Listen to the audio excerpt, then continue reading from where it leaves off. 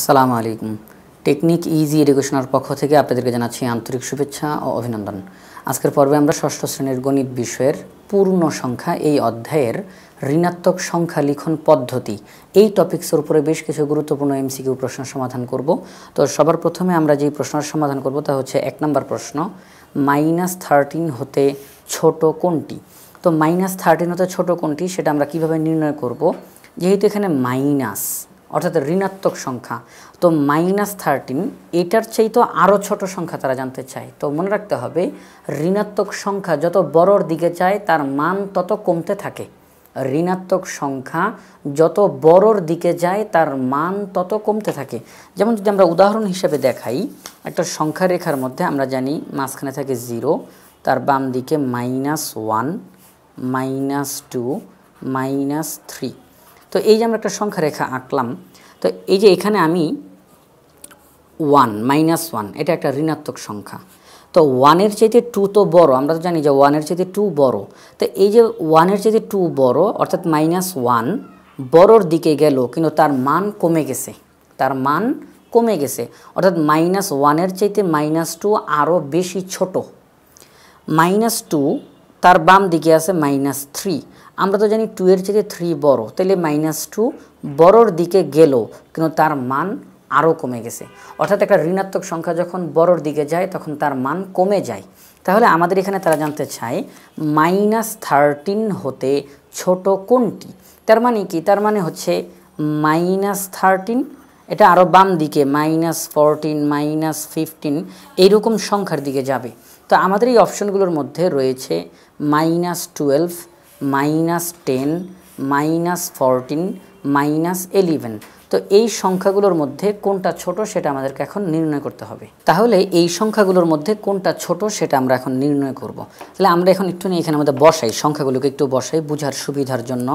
-12, -10 এটা বসবে কোন দিকে? এই দিকে বসবে -10, -14 এটা বসবে বাম দিকে -14, -11 বসবে এইখানে। তাহলে আমরা কি দেখতে পেলাম? আমরা দেখতে পেলাম -10, -11, -12, -14। তাহলে এইগুলোর মধ্যে সবচেয়ে বড় হচ্ছে -10, তার চাইতে বড় ছোট -10-এর চাইতে -11 আরও ছোট, -11-এর চাইতে -12 আরও ছোট, -12-এর চাইতে -13। আমাদেরকে প্রশ্নে যেই সংখ্যার কথা বলা হয়েছে -13 থেকে -14 আরও ছোট, বড়র দিকে গেল কিন্তু তাদের মান কমে গেল। তাহলে এই যে 10, 11, 12, 13, 14 এই ঋণাত্মক সংখ্যা যত বড়র দিকে যায় তার মান তত কমতে থাকে। তাহলে -13-এর চাইতে আরও ছোট হচ্ছে -14। তাহলে -14 আমাদের এখানে গ নাম্বার অপশনে রয়েছে, এটি হচ্ছে সঠিক উত্তর। 2 নম্বর প্রশ্ন, -10 থেকে ছোট ঋণাত্মক সংখ্যা কোনগুলো? এই যে 1 নম্বর প্রশ্ন যেভাবে সমাধান করলাম একই রকম পদ্ধতিতে আমরা 2 নম্বর প্রশ্নটা সমাধান করে ফেলব। -10 থেকে ছোট ঋণাত্মক সংখ্যা কোনগুলো? তো আমরা এখন এখানে দেখতেছি -11। তাহলে যেহেতু -10 তার চাইতে ছোট, -11 বড়র দিকে গেল কিন্তু তার মান কমে গেছে, -11 ছোট, ঠিক আছে, কিন্তু তার সাথে দেওয়া আছে +11 ধনাত্মক সংখ্যা তো বড়। মনে রাখতে হবে যে কোনো ঋণাত্মক সংখ্যার চাইতে যে কোনো ধনাত্মক সংখ্যা বড়। অর্থাৎ ঋণাত্মক সংখ্যাটা যত দেওয়া থাকুক না কেন, যদি ধনাত্মক সংখ্যা শুধু 1 দেওয়া থাকে এটাই বড় হবে। যেমন আমি যদি এখানে বলি যে আমি এখানে লিখলাম -1000 আর আমি লিখলাম শুধু 1, মনে রাখতে হবে এই 1 বড়, এটা ছোট। অর্থাৎ যে কোনো ঋণাত্মক সংখ্যার তুলনায় ধনাত্মক সংখ্যা বড় হবে। তাহলে -10-এর চাইতে 11 এটা বড়, কিন্তু তারা তো বলছে ছোট ঋণাত্মক সংখ্যা বের করো। ক নাম্বার বাদ। খ নাম্বার -15, -20। এখন -10-এর চাইতে -15 ছোট, কারণ এই যে 10 আর এখানে 15 এটাও ঋণাত্মক, এটাও ঋণাত্মক। তাহলে এটার থেকে এটা বড়র দিকে গেল কিন্তু তার মান কমে গেল, -15 ছোট, -10-এর চাইতে -15 ছোট, -20 আরও ছোট। তাহলে আমরা বলতে পারি -10 থেকে ছোট ঋণাত্মক সংখ্যা হলো -15, -20। এটা হচ্ছে সঠিক উত্তর। গ নাম্বারে -5 দেওয়া আছে, -9 দেওয়া আছে, 10-এর চাইতে 5 ছোট, তার মানে এটা আরও বড়, 10-এর চাইতে 9 ছোট, তার মানে এটা আরও বড়, তাহলে এটা হবে না। আর এটা দুইটাই ধনাত্মক সংখ্যা, এটাও হবে না। তাহলে 2 নম্বর প্রশ্ন সঠিক উত্তর হচ্ছে খ -15 -20। 3 নম্বর প্রশ্ন, নিচের কোনটি ধনাত্মক চিহ্ন? তাহলে এখানের মধ্যে 4টা চিহ্ন রয়েছে, এটা যোগ চিহ্ন, এটা বিয়োগ, এটা গুণ এবং এটা সমান নয়। আমাদেরকে বলছে ধনাত্মক চিহ্ন। ধনাত্মক চিহ্ন হচ্ছে এই যে যোগ চিহ্ন, এটি হচ্ছে ধনাত্মক। কোনো সংখ্যার সামনে যখন প্লাস থাকে তখন আমরা তাকে বলি ধনাত্মক সংখ্যা। তাহলে এটা ধনাত্মক চিহ্ন। 4 নম্বর প্রশ্ন, -20 হতে ছোট ঋণাত্মক পূর্ণ সংখ্যা কোনটি হবে? তাহলে এই যে আমাদের 1 2 এর মতো করে আমাদের 4 নম্বর প্রশ্নটার সমাধান। তো এখানের মধ্যে -20 থেকে ছোট কি হবে? এই 20 সংখ্যাটার চাইতে বড় যেগুলোকে দেখব সেগুলোই ছোট হয়ে যাবে। যেমন -20 চাইতে 15, এটা তো ছোট, তার মানে এটা বড় হবে না। -20 চাইতে -22, এটা বড় দেখা যায়, যদিও দেখা যায় বড়, যে এখানে 20 আর এখানে 22, যদিও এটা বড় দেখা যায় কিন্তু এটাই ছোট। -20 চাইতে -22 এটা ছোট, তাহলে এটাই হচ্ছে সঠিক উত্তর। আমরা বাকিগুলো দেখি। +20 এটা ধনাত্মক, -10 তাহলে এটা -10, 20 চাইতে 10 ছোট, তার মানে এটা মানে বড়, দেখতে ছোট কিন্তু মানে বড়। তাহলে -20 হতে ছোট ঋণাত্মক পূর্ণ সংখ্যা হলো -22। তাহলে 4 নম্বর প্রশ্নের সঠিক উত্তর হচ্ছে খ -22। 5 নম্বর প্রশ্নে বলা হয়েছে সংখ্যা রেখার ডান দিকে গেলে সংখ্যার মান কি হয়? সংখ্যা রেখার ডান দিকে গেলে সংখ্যার মান কি হয়? তার মান বৃদ্ধি পায়। কিভাবে সেটা আমরা দেখাই। আমরা যদি একটা সংখ্যা রেখা যদি এখানের মধ্যে আঁকি, একটা সংখ্যা রেখা একদম মাঝখানে 0, এই 0 এর যত আমি ডান দিকে যাব ততই মান বাড়বে। শুধু 0-র ডান দিকে গেলেই মান বাড়বে তা না, আমি যেখানেই থাকবো, যদি আমি এখানে থাকি এখান থেকে ডান দিকে গেলে মান বাড়তে থাকবে, যদি এখানে থাকি ডান দিকে গেলে মান বাড়তে থাকবে। অর্থাৎ সংখ্যা রেখার যত ডানে যাওয়া যায় তার মান তত বৃদ্ধি পায়, ওই সংখ্যার মান বৃদ্ধি পেতে থাকে। তাহলে আমরা বলতে পারি সংখ্যা রেখার ডান দিকে গেলে সংখ্যার মান কি হয়? বৃদ্ধি পায়। ঘ নম্বর অপশনটা সঠিক। 6 নম্বর প্রশ্ন, সংখ্যা রেখার বাম দিকের সংখ্যাগুলোকে কি বলে? একটু খেয়াল করবেন, এখানে কিন্তু 5 নম্বর প্রশ্নতে বলা হয়েছে সংখ্যার মান কি হয়, আর এখানে বলতেছে বাম দিকে যদি যায় তাহলে যেই সংখ্যাগুলো ওখানে থাকে তাদেরকে কি বলে? সংখ্যা রেখার বাম দিকের সংখ্যাগুলোকে কি বলে? এখানে কিন্তু কোনো মানের কথা বলা হয়নি। তো সংখ্যা রেখা, আমরা যে একটু আগে যে সংখ্যা রেখাটা আঁকলাম, এই যে সংখ্যা রেখাটা আঁকলাম, এই সংখ্যা রেখার 0 বিন্দুর বাম দিক, তো 0 বিন্দুর বাম দিকের এই সংখ্যাগুলোকে আমরা বলি ঋণাত্মক সংখ্যা। -1 -2 -3 এরকম। এখন বলবেন যে এখানে তো 0 বলে নাই, তো এখানে মূলত 0 কি বোঝানো হচ্ছে? যে সংখ্যা রেখার 0 বিন্দুর বাম দিকে, 0 বিন্দুর বাম দিকের সংখ্যাগুলোকে কি বলে? তাহলে আমরা বলবো সংখ্যা রেখার বাম দিকের সংখ্যাগুলোকে বলা হয় ঋণাত্মক সংখ্যা, অর্থাৎ গ নম্বর অপশনটা সঠিক।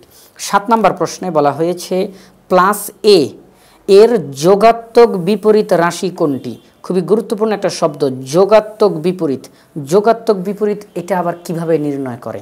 এটা একদমই সহজ। তা হচ্ছে আপনাকে যেই সংখ্যাটা দেওয়া থাকবে আপনি তাকে মাইনাস দ্বারা গুণ করবেন, যেটাই দেওয়া থাকবে তাকে আপনি মাইনাস দ্বারা গুণ করবেন, ফলাফল যেটা বের হবে তাকেই আমরা বলবো যোগাত্মক বিপরীত রাশি। তাহলে এই যে এখানে +a দেওয়া, তাহলে +a কে যদি আমি মাইনাস দ্বারা গুণ করি, যদি এই যে এখানে আমরা লিখি +a, তাকে যদি আমি বাহিরে যে মাইনাস দ্বারা গুণ করি তাহলে ফলাফল কী হবে? +a -a, তাহলে +a তার যোগাত্মক বিপরীত রাশি হচ্ছে -a।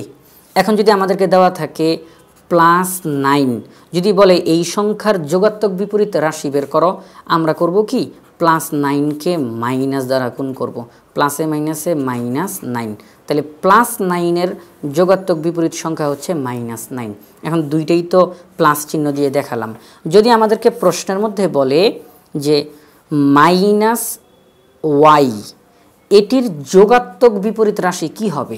একই পদ্ধতি, আমরা এটিকে এই যে -y-কে মাইনাস দ্বারাই গুণ করব, অর্থাৎ যেটাই দেওয়া থাকবে মাইনাস দ্বারা গুণ, যেটাই দেওয়া থাকবে মাইনাস দ্বারা গুণ, ফলাফল যেটা বের হবে সেটা যোগাত্মক বিপরীত রাশি। তাহলে -y-কে আবার মাইনাস দ্বারা গুণ করি, মাইনাসে +y, আমরা বলবো -y এর যোগাত্মক বিপরীত হবে +y। -9 তাকে যদি আমরা যোগাত্মক বিপরীত করতে চাই, -9কে মাইনাস দ্বারাই গুণ করব, মাইনাসে +9, তাহলে -9 যোগাত্মক বিপরীত +9। আমরা বুঝলাম যে যেটা দেওয়া থাকবে তাকে মাইনাস দ্বারা যদি আমরা গুণ করি তাহলে ফলাফলটাই হবে যোগাত্মক বিপরীত রাশি, ওই সংখ্যাটার যোগাত্মক বিপরীত রাশি। তাহলে +a তার যোগাত্মক বিপরীত রাশি কি হবে? আমরা এইমাত্র এখানের মধ্যে করলাম যে +a তার যোগাত্মক বিপরীত রাশি -a। তাহলে এখানের মধ্যে -a আমাদের খ নাম্বার অপশনে রয়েছে, এটি হচ্ছে সঠিক উত্তর। 8 নম্বর প্রশ্নে বলা হয়েছে এখানে 3টা তথ্য দেওয়া, 1 2 3, কোনটা কোনটা সঠিক সেটা আমাদেরকে বের করতে হবে। 1 নম্বর তথ্যে বলা হয়েছে -3 -5 অপেক্ষা বড়, অর্থাৎ -5 এর চাইতে -3 বড় হবে। তো এটা কি সঠিক? এটা আমরা একটু দেখি। আমরা জানি যে একটি সংখ্যা রেখার মধ্যে 0 -3 -4 -5, তাহলে আমরা এখানে কি দেখলাম? -3টা আগে, -5টা পরে। তাহলে আমরা কি জানি? আমরা জানি যে ঋণাত্মক সংখ্যা যত বড়র দিকে যায় তার মান তত কমতে থাকে। তাহলে -3 এরও বাম দিকে -5, -3 এর বাম দিকে -5, অর্থাৎ এটার মান আরও ছোট। তাহলে -5 ছোট আর -3 বড়, -5 এর চাইতে -3 বড় হবে। তাহলে এখানের মধ্যে 1 নম্বর তথ্যটা সঠিক, -3 -5 অপেক্ষা বড়, 1 নম্বর তথ্য সঠিক। 2 নম্বর তথ্যে বলা হয়েছে সংখ্যা রেখায় -2 0 এর বামে অবস্থিত, -2 0 এর বাম দিকে অবস্থিত, এটা কি সঠিক কিনা আমরা একটু দেখি। আমরা যে এইমাত্র একটা সংখ্যা রেখা আঁকলাম, এখানে 0 0 বাম দিকে -1, তার বাম দিকে -2, এই যে -2, আমরা তাহলে সংখ্যা রেখাটা এখানে সুন্দর দেখা যাইতেছে না, একটু সুন্দর করে আঁকি। 0 তার বাম দিকে -1, তার বাম দিকে -2, তাহলে আমরা এখানে কি দেখলাম? 0 এর বাম দিকে -2 কিন্তু ডান দিকে না, বাম দিকে। তাহলে আমাদের কিন্তু এটাই তারা বলছে যে সংখ্যা রেখায় -2 0 এর বামে অবস্থিত। আমরাও দেখলাম -2 0 এর বাম দিকে অবস্থিত। তাহলে 2 নম্বর তথ্যটাও সঠিক। 3 নম্বর তথ্যে বলা হয়েছে -5 ও -4 এর যোগফল, যোগফল মানে কি? যোগ করতে হবে। -5 এবং -4 এই দুইটি সংখ্যাকে যোগ করতে হবে। আমরা দেখি এটার ফলাফল কত বের হয়। -5 যোগ -4 এই দুটি সংখ্যাকে যোগ করতে হবে, তাহলেই যোগফল বের হবে। আমরা এখন ব্র্যাকেটটাকে উঠানোর চেষ্টা করি। এই ব্র্যাকেটের সামনে কোনো চিহ্ন নাই, মানে আমরা বলতে পারি যে কোনো পরিবর্তন হবে না, -5ই থাকবে।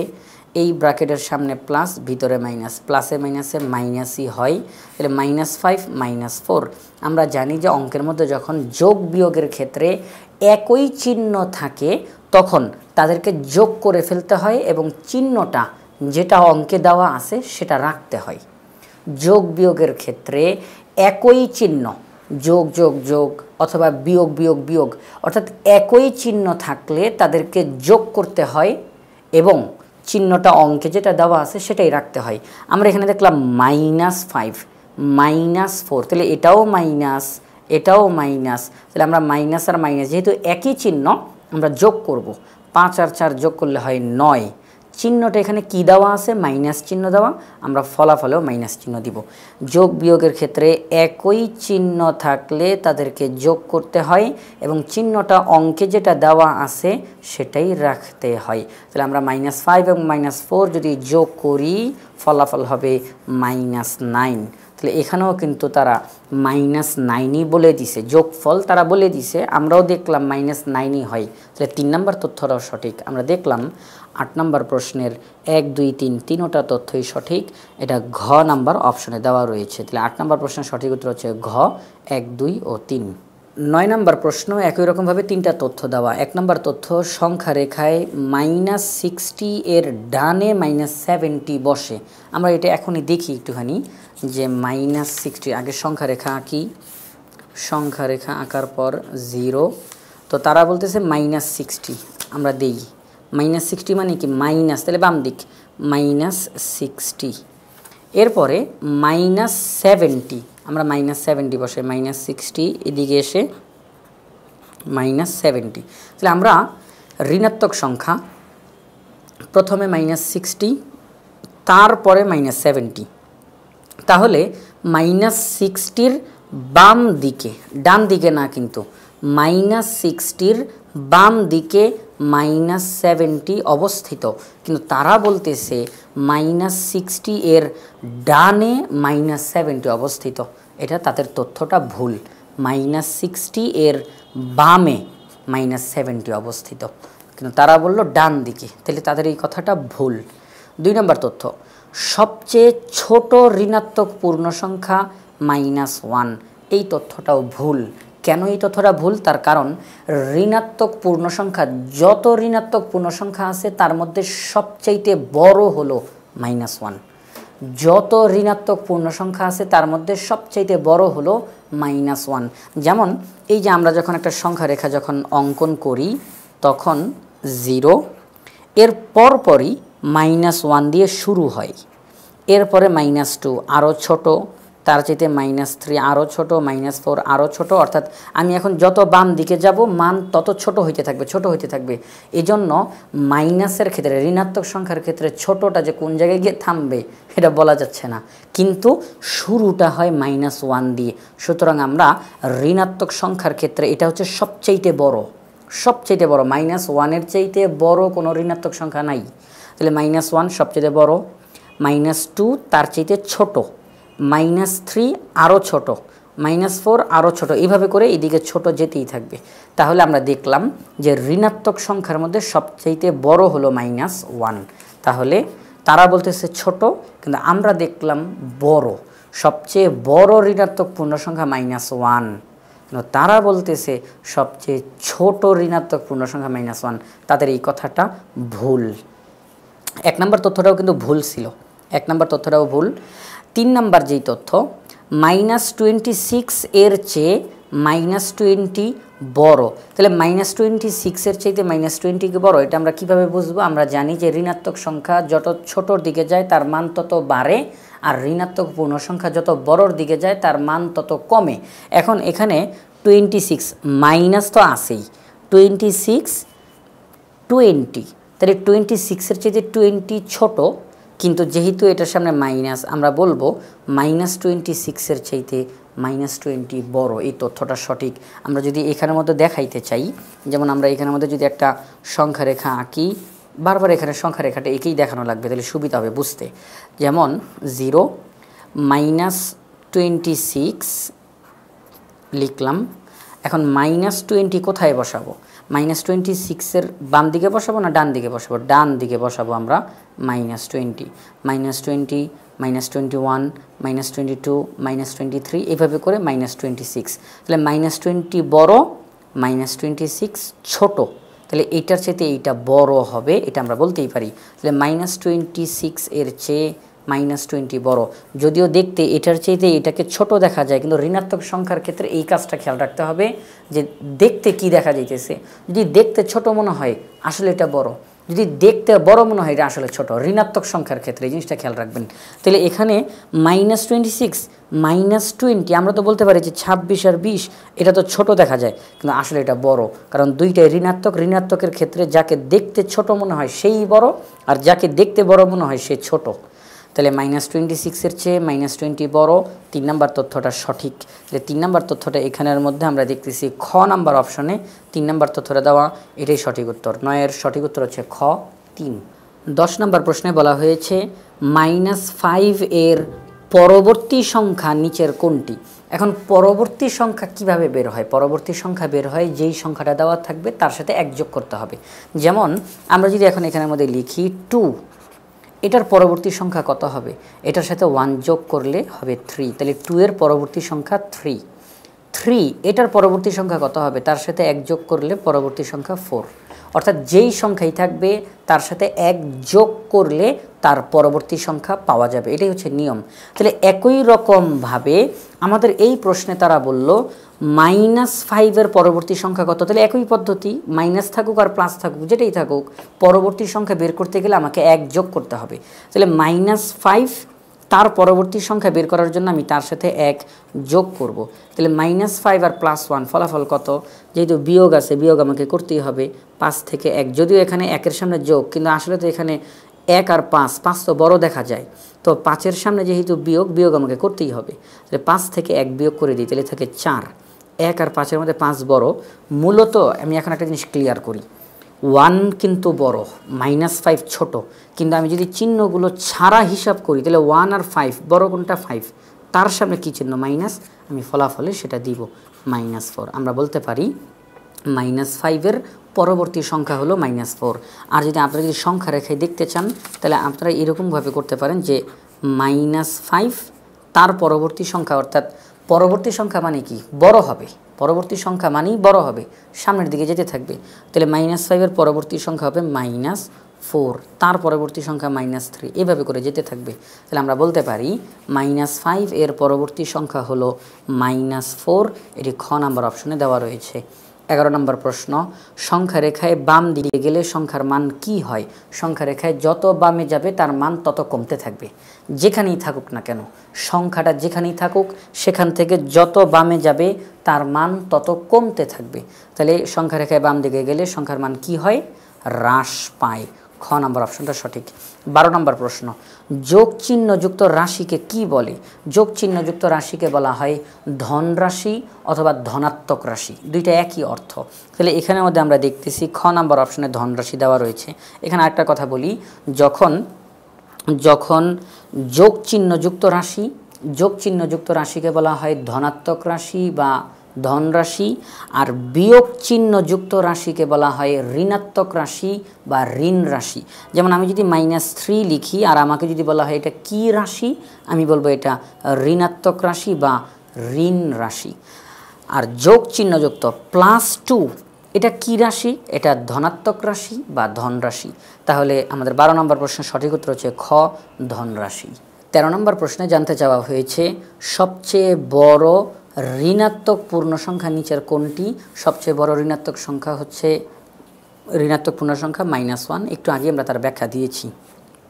14 নম্বর প্রশ্ন, শূন্য বিন্দুর বাম দিকে 6টি ধাপ নিচের কোনটি? অর্থাৎ শূন্য বিন্দুর বাম দিকে যদি 6টি ধাপ যাওয়া হয় তাহলে নিচের কোন মানটি হবে? এখন আপনারা যদি এখানে খেয়াল করেন দেখতে পাবেন শূন্য বিন্দুর বাম দিকে বলা হয়েছে, বাম দিক মানে ঋণাত্মকের দিকে যাবে। তাহলে আমরা যদি এখানে আমাদের দেখাই এটা এরকম যে সংখ্যা রেখায় শূন্য বিন্দুর বাম দিকে 1 2 3 4 5 6, তাহলে যদি 6-এ যাই তাহলে -6 হবে, -1 -2 এভাবে করে -6। শূন্য বিন্দুর 6 ধাপ বাম দিকে গেলে -6 বিন্দুতে যাওয়া হয়, তাহলে আমাদের ফলাফল হবে -6। গ নাম্বার অপশনটা সঠিক। এখানে কিন্তু খ নাম্বারে প্লাস এবং মাইনাস দুইটা দেওয়া আছে, প্লাস তো হবে না, তাহলে শুধু -6, এটা হচ্ছে সঠিক উত্তর। 15 নম্বর প্রশ্ন, সংখ্যা রেখার ডান দিকের সংখ্যাগুলোকে কি বলা হয়? সংখ্যা রেখার ডান দিকের সংখ্যা, এখানে ডান দিকের সংখ্যা বলতে এই যে আমরা যে 0 দিলাম, এই 0-র ডান দিককে বোঝানো হচ্ছে। সবসময় মনে রাখতে হবে একটা সংখ্যা রেখায় একদম মাঝখানে হচ্ছে 0, এটা ধনাত্মকও না এটা ঋণাত্মকও না, কিন্তু কাজটা এখান থেকে শুরু হবে। এইটার ডান দিকে গেলে ধনাত্মক, এই 0-র বাম দিকে গেলে ঋণাত্মক, অর্থাৎ কাজটা শুরু হবে 0 থেকে, ডানে তো ধনাত্মক, বামে তো ঋণাত্মক। আমাদের প্রশ্নে বলেছে সংখ্যা রেখার ডান দিকের সংখ্যাগুলোকে কি বলে? আমরা বলবো ধনাত্মক সংখ্যা বলা হয়। খ নাম্বার অপশনটা হচ্ছে সঠিক উত্তর।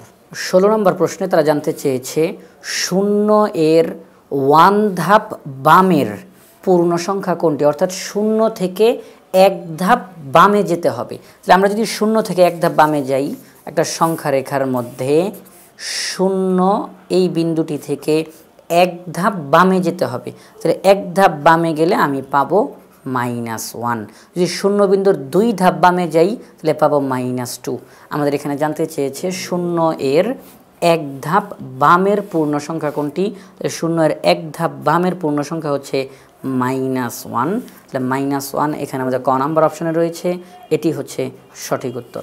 17 নম্বর প্রশ্ন, সংখ্যা রেখায় -10, -4, -8, -5 এই সংখ্যাগুলোর মধ্যে সর্বডানে কোন সংখ্যাটি হবে? এখন সর্বডানে মানে কি? এইগুলোর মধ্যে সবচেয়ে বড়টা, কারণ আমরা জানি একটা সংখ্যা যত বাম দিকে যেতে থাকবে তার মান তত কমতে থাকবে, আর একটা সংখ্যা যত ডানে যেতে থাকবে তার মান তত বাড়তে থাকবে। তাহলে এই সংখ্যাগুলোর মধ্যে সর্বডানে একেবারে ডান দিকে কোন সংখ্যাটা বসবে? এগুলোর মধ্যে সবচেয়ে বড়টা বসবে ডান দিকে। তাহলে আমরা এখানের মধ্যে সবচেয়ে বড় কোনটা? সবার প্রথমে আছে -10, এটা তো মাত্র সবে শুরু। এরপরেরটা দেখি -4, 10-এর চাইতে 4 ছোট, দেখতে দেখা যায় ছোট কিন্তু এটা আসলে বড়। -10-এর চাইতে -4 বড়। -4 -8, আমরা -4-এর চাইতে -8, দেখতে দেখা যাইতেছে 4-এর চাইতে 8 বড় কিন্তু এটা আসলে ছোট। -4-এর চাইতে -8 ছোট। এরপরে -5, দেখতে দেখা যায় -4-এর চাইতে -5 বড় কিন্তু আসলে এটা ছোট। তাহলে আমরা এইগুলোর মধ্যে বলতে পারি -4টা সবচাইতে বড়, সুতরাং সর্বডানে -4 বসবে। কিন্তু যেহেতু সবার প্রথমে সংখ্যা রেখা বলল, আমরা এটা সংখ্যা রেখার মধ্যে দেখিয়ে দিই। আমরা একটা সংখ্যা রেখা আঁকলাম, সংখ্যা রেখা আঁকার পরে 0 বিন্দু দিলাম, 0 বিন্দু। এখন -10কে স্থাপন করি, এই যে -10 স্থাপন করলাম। তারপরে -4 কি -10-এর বাম দিকে যাবে? না, -10-এর ডান দিকে যাবে। আমরা -4 স্থাপন করি। তারপর -8 হবে এইখানে। তারপর -5 হবে এইখানে। তাহলে আমরা এখানে কি দেখলাম? আমরা যে স্থাপন করলাম -10, -8, -5, -4 স্থাপন করলাম, যেই সংখ্যাগুলো আমার প্রশ্নে দেওয়া, এদের মধ্যে সর্বডানে কোনটা আছে? -4। এখানে কিন্তু 0 না, যেই সংখ্যাগুলো আমার প্রশ্নে দেওয়া ছিল তাদের মধ্যে, যেই সংখ্যাগুলো তাদের মধ্যে সর্বডানে -4। সুতরাং আমরা বলতে পারি সর্বডানে কোন সংখ্যাটি হবে? সেটি হচ্ছে ঘ নাম্বার অপশনের -4। 18 নম্বর প্রশ্নে বলা হয়েছে -20 অপেক্ষা বড় দুটি সংখ্যা হলো। এখানে 4টা অপশন দেওয়া এবং প্রতিটা অপশনের মধ্যে 2টা করে সংখ্যা দেওয়া আছে। আমাদেরকে তারা জানতে চায় -20-র চাইতে বড় এমন দুটি সংখ্যা আমাদেরকে এই অপশনগুলোর মধ্য থেকে খুঁজে বের করতে হবে, নির্ধারণ করতে হবে। তো এখন -20 এটা একটা ঋণাত্মক সংখ্যা, এর চাইতে বড় 2টা সংখ্যা এখান থেকে আমরা বের করব। ক নাম্বার অপশনে দেওয়া আছে -21, -22। আমরা জানি ঋণাত্মক সংখ্যার ক্ষেত্রে সংখ্যাটা দেখতে যত বড় দেখাবে তার মান তত ছোট হতে থাকবে। ঋণাত্মক সংখ্যা দেখতে যত বড় হবে তার মান তত বেশি ছোট হয়ে যাবে। তাহলে এখানের মধ্যে -20-র চাইতে -21 দেখতে বড় দেখা যাইতেছে, 21 দেখতে বড় কিন্তু আসলে এটা ছোট। কিন্তু আমাদেরকে কিন্তু তারা বড় বের করতে বলছে। তাহলে এটা -21 এটা ছোট, -22 এটা তো আরও বেশি ছোট। তাহলে ক নাম্বার অপশন ভুল। খ নাম্বার অপশন -21, এই যে -21 আবার এখানে দিল, -20-র চাইতে -21 ছোট হবে না, বড় বের করতে বলছে। -19, -20-র চাইতে -19 বড়। এখন -19 এটা একটা সংখ্যা, তাহলে একটা সংখ্যা বড় হলো, একটা ছোট একটা বড়, কিন্তু আমাদেরকে কিন্তু 2টাই বড় বের করতে বলছে। তাহলে খ নাম্বার অপশনটা হবে না। গ নাম্বার অপশন -19, -22। -19 এই সংখ্যাটা এটার চাইতে বড়, কিন্তু -22-র চাইতে -22 ছোট, তাহলে এটাও হবে না, একটা বড় একটা ছোট হবে না। ঘ নাম্বার অপশনটা তাহলে এমনি সঠিক হয়, কিন্তু তারপর আমরা দেখব কেন সঠিক। -20-র চাইতে -19 দেখতে ছোট মনে হইতেছে কিন্তু তার মান কিন্তু বড়।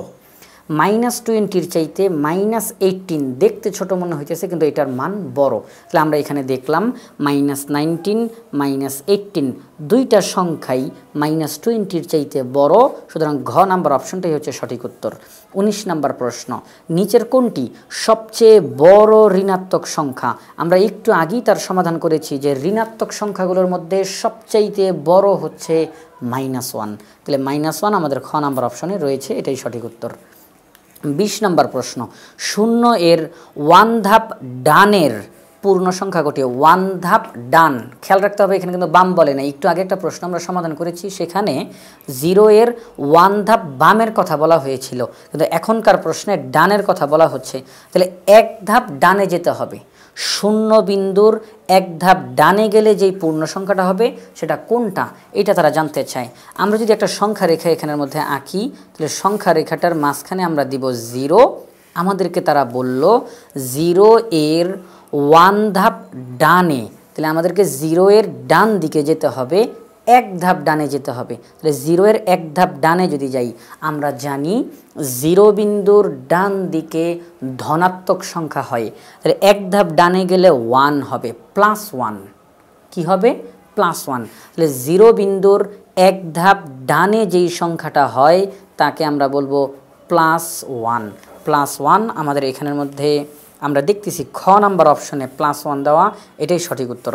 ক নাম্বারে -1 হবে না, এখানে প্লাস মাইনাস, প্লাস থাকলে হয়তো মাইনাসটা কেন দেওয়া হবে না, এখানে 1-এর সাথে আবার 1 যোগ করছে, 2বার 1, এটাও হবে না, তাহলে শুধু +1, এটি হচ্ছে সঠিক উত্তর। তাহলে 20 নাম্বার প্রশ্নের সঠিক উত্তর হচ্ছে খ +1। আশা করি আজকের পর্বটি তোমাদের ভালো লেগেছে। পরবর্তী পর্ব দেখার আমন্ত্রণ জানিয়ে আজকের মতো এখানেই বিদায় নিচ্ছি। আসসালামু আলাইকুম।